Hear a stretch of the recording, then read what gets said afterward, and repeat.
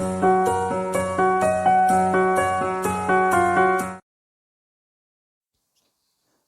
everyone. The past 4 weeks I've kept track of my rates and I've noted them down, excluding some of the obvious teams that were cup dropping, like mono teams or like three of the same color, or just weak heroes and in there. So this is the result of all the rating. My defense generally holds around 2500, and when I rate I usually go up to about almost 2800, so that's the range where I've been rating. I also try to include a few friendly battles just to get a little bit extra tests on the top teams that are actually not fully represented in all this. So these are the results. First, for the formations, so this is my win rate in each formation. I think it is the expected result that reverse wins in difficulty. And I think it's interesting to note that the setups that have a designated one tank actually perform least effective. And that's probably due to how efficient stacking is against it. I expected double to do much worse, but apparently it holds, and it holds near the reverse aspect, but it does feel easier because like heroes that give you a rough time in standards, like Bero, are much easier to deal with because you can just exploit a nearby strategy and go from there. Now, before I go over each of the results separately, I'll show you my most used attack team. On one hand, I have 3 greens and 1 purple. This is one of my favorite teams because my green colors are just so strong with Foch and Zok working together, and Rigard performing the cleanse against many effects that I want to get rid of. Whenever I face a double team, that's like 90% of the time, I will use Costume Melindor and use this to, you've probably seen it on my channel. I love just one-shotting a team with this combo. Depending on the tank, it could also be switched up like this with Kirill and Richard. And occasionally, if there's like a Teruya tank or something, I would go with Gormak, Ruben, and then Boltusk. So those are my most used, even though I came across a lot of purples. I would use my holies much less because my greens are just way more effective because they are just way better heroes. So yeah, green purple, my most used, Rigard most used healer, and yeah, that in mind, let's check out the results. First off, holy heroes. So the last column is the amount of appearances, and while Akaroch is on the top, I only saw him 4 times, and I would expect him to be slightly worse, so maybe on par with Drake Fong, but I'm not sure. Same with Inari. I would expect Inari to drop way down if I face her even more, but generally speaking, like Odin is very reliable, and the expected winner of the Holy class, followed by Professor Leidenbrook and Drake Fong. very surprising to me is Ranveer popping up here. It looks like his attack buff still causes some headaches to me that I was not aware of. Or maybe it was a fluke. It's 13 occurrences. It's somewhat reliable, but not like super reliable. Other than that, Nate was high up there for a while as well, but as I encountered her more, I would win more. So, and more surprisingly, first the no surprises, we see all the season 1 heroes near the bottom, and maybe somewhat surprising is that Ornithel and Euros are this low. They're especially this guy. He's designed to be an attacker, that's for sure, because of the way it works with minions.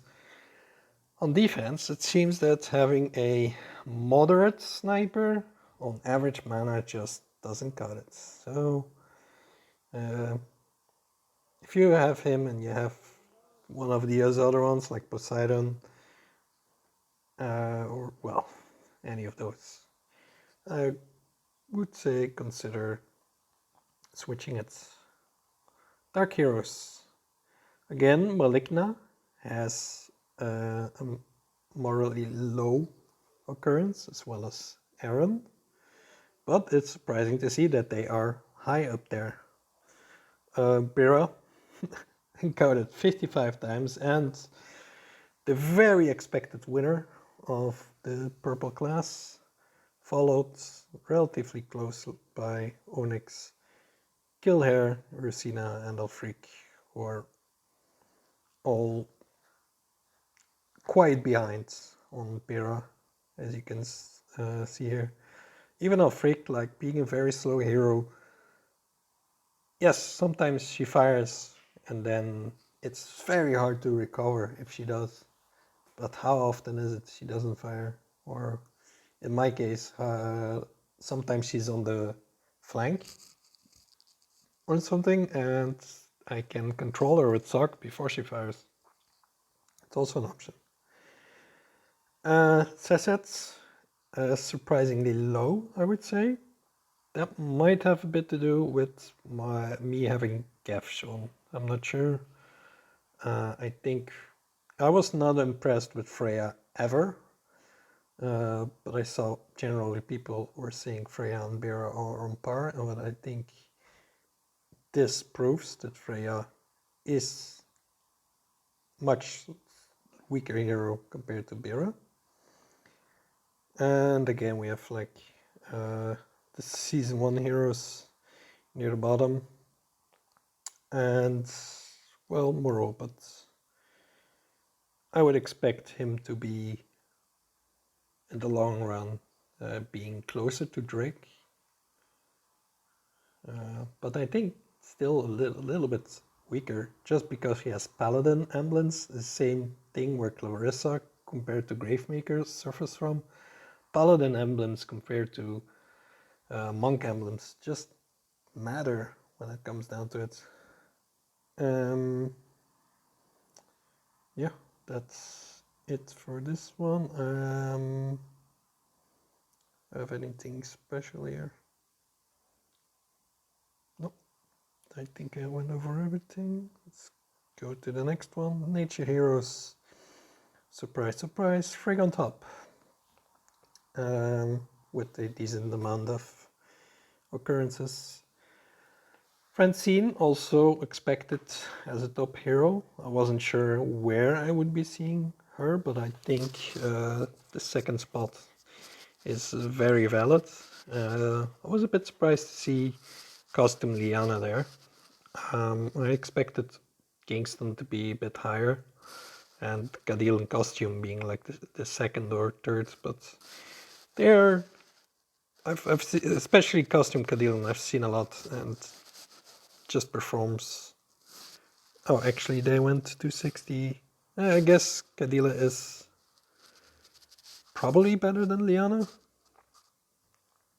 or custom Liana, because other Liana is down here. Just because I suck at dealing custom 40. For the reason why I was confused for now is that Liana costume has been the strongest in my list for the past 4 weeks, and I think Kadilin jumped to her in my last 50 raids or so. Now, Mother North, she can be very annoying to deal with.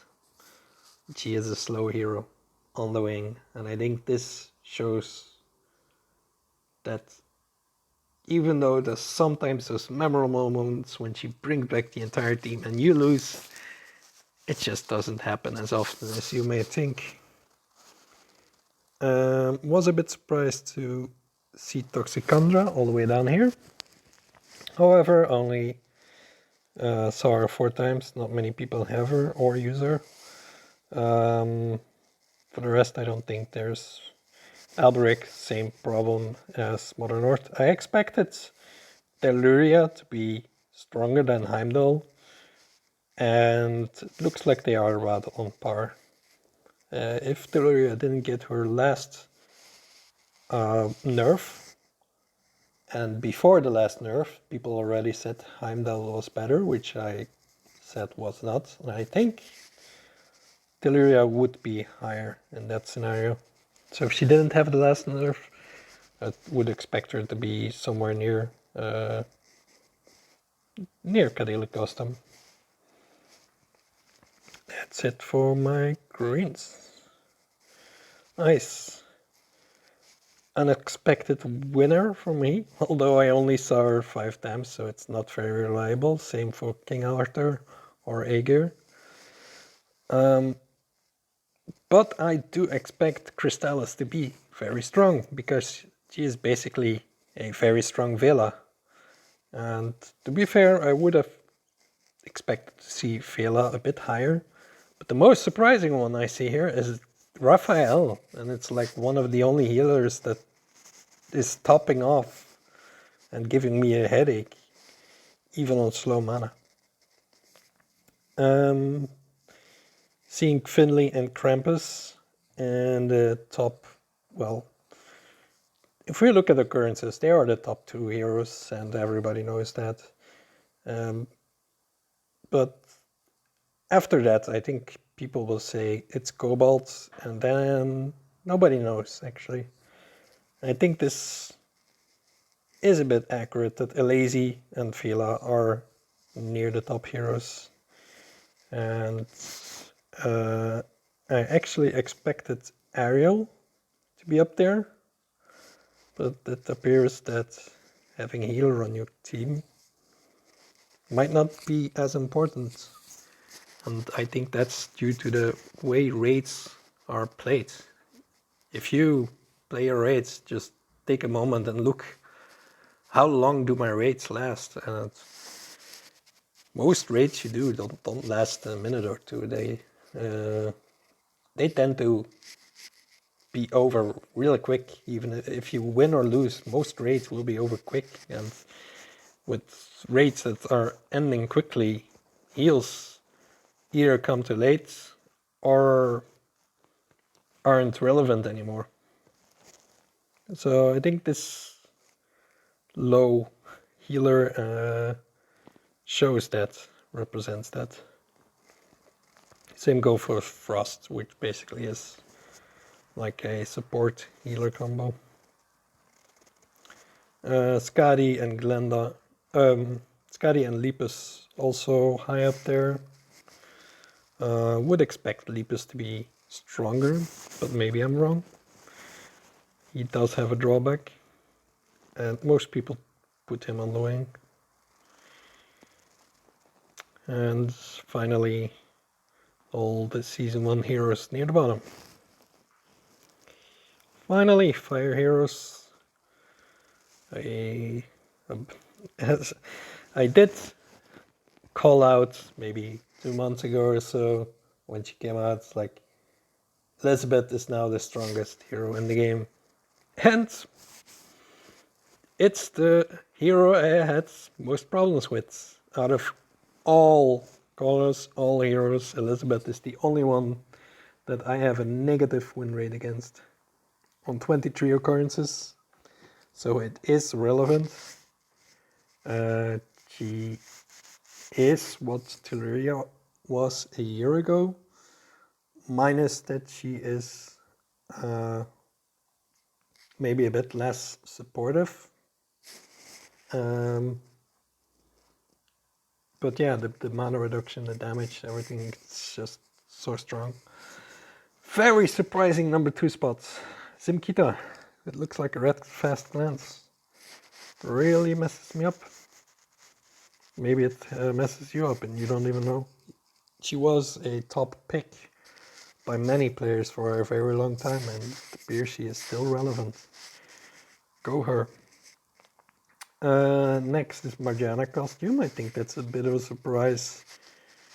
In a way that she's not as popular as, for example, Gravemaker or Black Knight or even Garnet. Where is Gravemaker actually? Oh, there he is. But Marjana costume, she is strong when you face her. And if she fires twice, she's probably going to hurt even more. But once is even enough, and same with Mitsuko. It's funny to see Bolta's costume pop up there. Other than that, I expected Black Knight, Garnet, and Gravemaker to be higher up there. They do have higher appearances, but it looks like I have less problems dealing with that. Finally, we see Season 1 heroes and slow heroes near the bottom. I think Razul might go up a bit, but she's a healer, and most healers don't do that well in raid defenses.